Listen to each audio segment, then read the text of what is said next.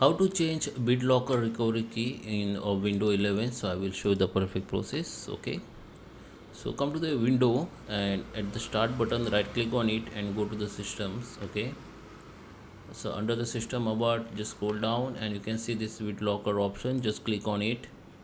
So here if your Bitlocker key enabled, so you can see here the option called turn Bitlocker key Bitlocker off. Okay, in my case I don't have enabled it, so it's showing that it turn on, so it's asking me to turn on.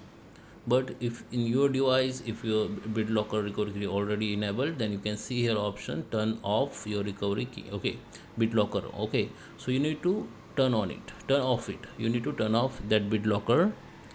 Once it completely turn off, then you need to again turn on it. Okay, so now window will be give the some screen instructions and it will be create the new recovery key for you. Okay, so the normal thing is you need to just turn off, then you can turn on, then it will be create the new Bitlocker recovery key for you. Okay, so and this recovery key you can find, you can save on your Microsoft account, so base recommendations, and you can save on flash drive like pen drive, or you can save as a PDF. Okay, so it will be give the instruction on next when once you turn off and turn on again. Okay, so that is all. I hope you like this video. Please subscribe. Thank you for watching.